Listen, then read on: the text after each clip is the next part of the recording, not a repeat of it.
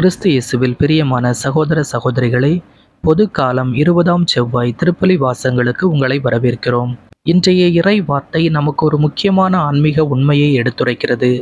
மனிதன் பெற்றிருக்கும் அறிவு, செல்வம், திறமை, அதிகாரம் ஆகிய அனைத்தும் இறைவன் கொடுத்த அருள் கொடைகள் என்பதை மறந்து அவற்றை வைத்து தன்னை உயர்த்தி கொள்கிற போது அவன் இறைவனிடமிருந்து விலகத் தொடங்குகிறான். முதல் வாசகத்தில் தீர் நகரின் மன்னன் தன் ஞானத்தாலும் செல்வத்தாலும் பெருமை கொண்டு நானே கடவுள் என்று எண்ணுகிறான். ஆனால் இறைவன் அவனுக்கு நினைவூட்டுகிறார், நீ கடவுள் அல்ல, மனிதனே என்று. மனிதனின் பெருமை அவனை வீழ்ச்சிக்கு அழைத்துச் செல்லும், ஆனால் தாழ்ச்சி மற்றும் இறை நம்பிக்கை அவனை உயர்த்தும். இன்றைய நற்செய்தியில் இயேசு செல்வத்தை பற்றிய உண்மையை வெளிப்படுத்துகிறார். செல்வம் வைத்திருப்பது தவறு அல்ல, ஆனால் செல்வத்தின் மீது முழு நம்பிக்கையும் வைத்து இறைவனை மறந்து வாழ்வதே ஆபத்து. நம் இதயத்தில் இறைவனுக்கு முதலிடம் கொடுக்க வேண்டும். ஏனெனில் மனிதனால் முடியாதது கூட கடவுளால் முடியும் என்று இயேசு கூறுகிறார். அன்புள்ளவர்களே, இன்று நாம் நம்மையே சிந்தித்து பார்ப்போம். நம்முடைய திறமைகள், வெற்றிகள், பொருளாதார வசதிகள் அனைத்திற்கும் காரணம் இறைவனின் அருளே என்பதை உணர்வோம். பெருமையை விட்டு தாழ்மையுடன் இறைவனை நாடுவோம். உலகில் முதன்மையானவர்களாக இருப்பதை விட இறைவனின் பார்வையில் உண்மையானவர்களாக இருப்பதே நமது குறிக்கோளாக இருக்கட்டும். இன்றைய திருப்பலி வாசகங்கள் நம்மை தாழ்ச்சியிலும் நம்பிக்கையிலும் முழுமையான இறை சார்பிலும் வளர அழைக்கிறது. இறைவனே நம் வாழ்வின் உண்மையான செல்வம் என்பதை உணர்ந்து வாழ்வோம். இந்த சிந்தனையோடு இன்றைய திருப்பலி வாசகங்களை கவனமுடன் கேட்டு வாழ்வாக்குவோம். முதல் வாசகம். நீ கடவுளைப் போல் அறிவாளியாக இருப்பதாக எண்ணிடினும் நீ கடவுள் அல்ல, மனிதனே. இறைவாக்கினர் எசேக்கியேல் நூலிலிருந்து வாசகம். 28ஆம் அதிகாரம் 1 முதல் 10 முடிய உள்ள இறை வார்த்தைகள். அந்நாட்களில் ஆண்டவரின் வாக்கு எனக்கு அருளப்பட்டது. மானிடா, தீர் நகரின் மன்னனுக்குச் சொல், தலைவராகிய ஆண்டவர் கூறுவது இதுவே: உன் இதயத்தின் சிறைக்கில் நானே கடவுள், நான் கடல் நடுவே கடவுளின் அரியணையில் வீற்றிருக்கிறேன் என்று சொல்கின்றாய். ஆனால் நீ கடவுளைப் போல அறிவாளியாக இருப்பதாக எண்ணிடினும் நீ கடவுள் அல்ல, மனிதனே. தானியேலை விட நீ அறிவாளிதான். மறைபொருள் எதுவும் உனக்கு மறைவாயில்லை.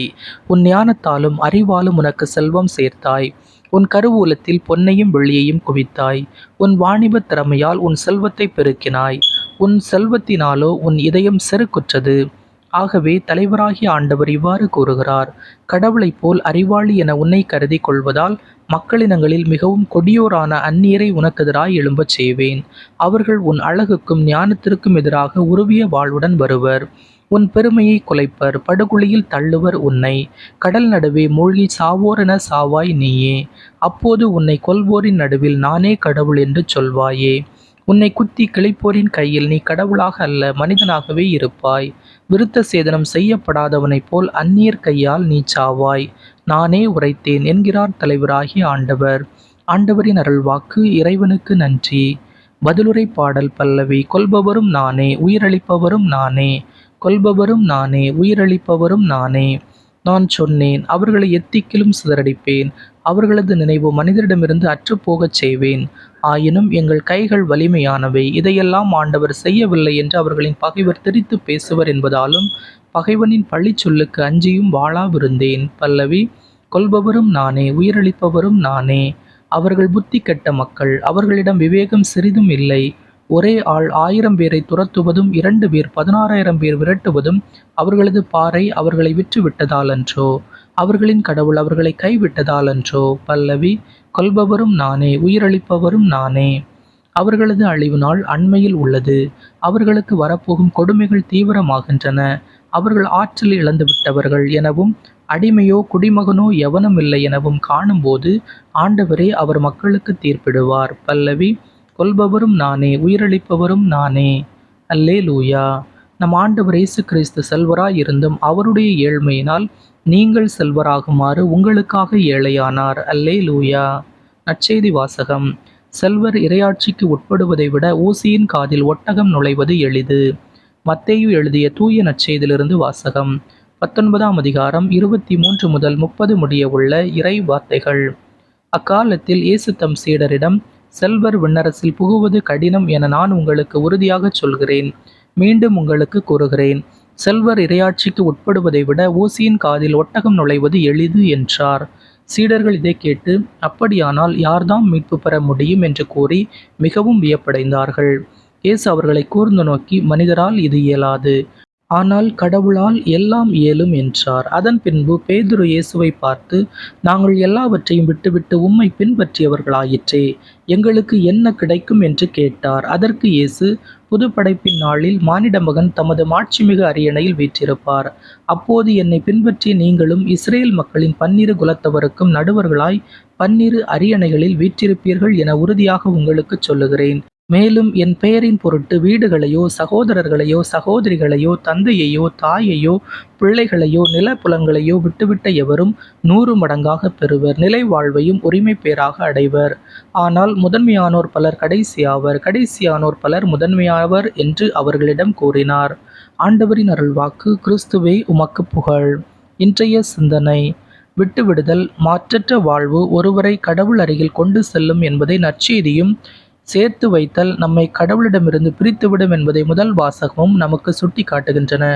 கடவுளுக்காகவோ, பிறருக்காகவோ, இயற்கைக்காகவோ தங்களிடம் உள்ளதை கொடுக்க, தியாகம் செய்ய, இழக்க முன்வருகின்றவர்கள் எப்பொழுதுமே மற்றவர்களை சார்ந்தே, குறிப்பாக கடவுளை சார்ந்தே வாழ்வார்கள். அவர்களிடம் அகந்தை இருக்காது, ஆணவம் இருக்காது. கடவுள் 3 முறை சிரிக்கிறாராம். முதல் முறை இது என்னுடையது என்று மனிதர்கள் சொல்லும்போது அவர் சிரிக்கிறார். 2வது முறை மருத்துவர் நோயுற்றவரை பார்த்து, நான் உன்னை காப்பாற்றுகிறேன் என்று சொல்லும்போது சிரிக்கிறார்.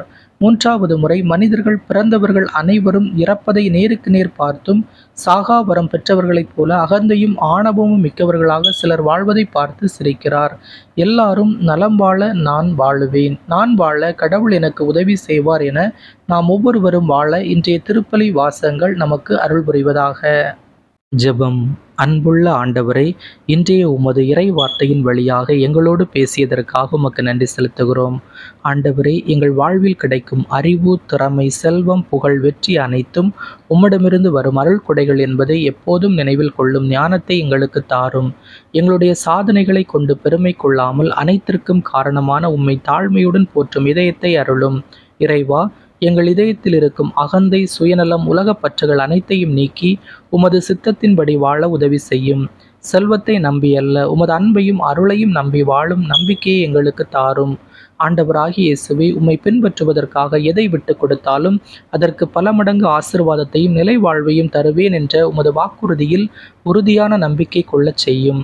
எங்கள் குடும்பங்களில் அன்பும் சமாதானமும் ஒற்றுமையும் பெருகச் செய்யும். துன்பப்படுகிறவர்கள், நோயாளிகள், தேவையில் இருப்பவர்கள் அனைவரையும் உமது இரக்கமுள்ள கரங்களால் தொட்டு ஆசிர்வதியும். பரிசுத்த ஆவியானவரை எங்களை எப்போதும் தாழ்மையுடன் நடத்தும். உலகத்தின் மாயைகளை பின்பற்றாமல் இறைவனின் வழியில் நடந்து உண்மையான செல்வத்தை பெற எங்களுக்கு வழிகாட்டும். ஆண்டவரை, எங்கள் வாழ்வின் முதல் இடத்தை உமக்கே கொடுத்து உமது அன்பில் நிலைத்திருக்க அருள் புரியும். எங்கள் ஆண்டவராகிய இயேசு கிறிஸ்துவின் பெயரால் உம்மை மன்றாடுகிறோம். ஆமீன். இயேசுவுக்கே புகழ். இயேசுவுக்கே நன்றி.